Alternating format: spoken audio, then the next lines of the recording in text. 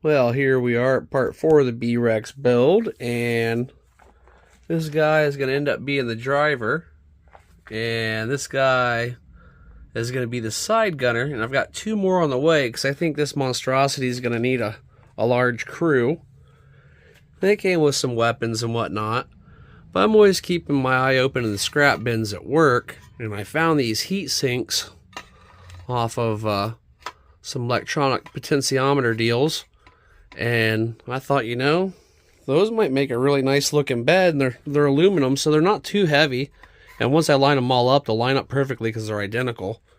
And they line up pretty decently on the frame rails. And I'm also gonna, this is probably where all the electronics are gonna be stored, so I need to make an area for that, and I'll probably do that out of this expanded metal over here. So I'm gonna get started on this stuff. There's a lot to do, and nothing to do but push forward, so let's get going. I've measured out my expanded aluminum to go in here, and this little mini square has just been a lifesaver. And I made sure I have it in millimeters too, because I find it a lot easier to measure in millimeters. It seems to be a lot easier to get your numbers out easier since you're all messing with tens. So I cut that out, and I have it locked down in the vise over here. And if I did my measurements right, that should fit nicely in that area. Maybe we'll just throw the phone down here. And I'll show you what I'm going to do. Since this is aluminum, there's not a lot to it. I'm going to start to force it over a little bit. A little bit at a time there. This should end up giving us a pretty nice 90, because this stuff bends really easy being an expanded aluminum. And I'm wanting to go just a little past my 90 point, so it's going to have some spring back. But yeah, it looks pretty good. Now for the other side, that's the problem with vise bending. I may not have the clearance room that I need, but we'll find out. It might be alright now that I'm looking at it. A little tighter.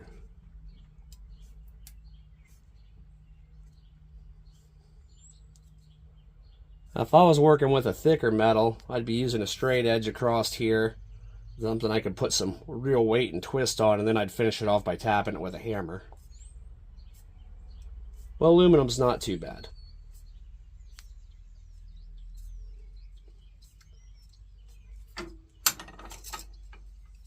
I'd say not bad at all. Take the tape off, straighten that up a little bit, and I think that'll fit. Well, popped in place perfectly. I did have to trim the ears up a little bit, so just to give it a little bit more space clearance up at those top links, but I used the bolts for the bottom links to hold it in place. Now that is all nice and secure. I did get rid of this top cross member because I figure when I put the bed on, that's going to be bolting that down pretty solid, so that won't be necessary. And that will give me better access to my electronics. As of right now, I've tied the wires down, but I'm not worried about final tie-up making it super neat because this thing's subject to change at any moment. But as it sits now, I think I'm going to be able to make this cover removable after I put the bed down. And that way I'll have a place I can make for access for my electronics. Still sorting out where I want to mount the battery final. But it's probably going to be most likely in the bed, inside of a box or something. But, well, I'm going to start sanding those bed pieces down and getting the holes drilled in them to mount them in place. So we'll just go through, do about the same weathering process as this. We covered that on the last video, so I'll probably just go right to the end of that and then show it being mounted. While I'm literally waiting on paint to dry, I need to stiffen up this suspension, so I needed to start working on that. And my idea is I'm going to move the shock back at a more up and down angle for the back, and then I've only got this one plate, so it'll only work in one area, but this is kind of a template I can use for something else for the rest of them. So I'm going to cut this right across here, because if I line this up here, that top hole goes right about the same spot as that hole for that shock, and then I can use these other holes to put a second shock going up to here. So I'm going to give that a try, and we'll see how it worked out. That turned out pretty cool. That's a lot more stability. And I still got some extension there. And I may not need to do this all the way through the build, but definitely probably the rear and possibly the very front, just from the amount of roll. And I might even have to add more. But that was an old shock tower off a Red Cat Tornado. That was a stock shock tower. That stuff was so thin I cut it with a pair of shears. But it worked out good, so I went ahead and traced out a pattern, and now I can make more of those as I need to.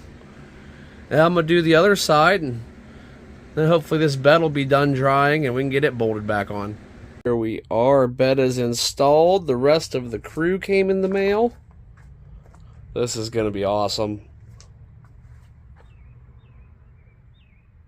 Oh man, I'll get these guys painted up a little bit too. There is still so much work left to do on this thing, but we are really making some progress. Oh, man down already. I guess his chemical suit didn't protect him too much.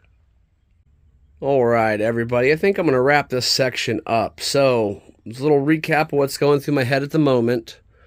I am still not 100% happy with how it drives. It keels over from side to side so harshly. And I don't think it's because there's so much flex in the suspension, but also when this thing tows in with that 10-wheel steering, it just makes it kick back and forth so hard. So what I'm kind of running through my head is removing this servo and locking this axle straight. I'm wondering if I leave that center axle straight so it doesn't turn. The front two will turn, the rear two will turn, and I'll kind of use that as a pivot point, add some more shocks, and hope that renders the situation. But any other suggestions or thoughts, always happy to hear them. Thanks for watching, everybody. I appreciate your time, and I hope to catch you on the next video. Have an excellent day.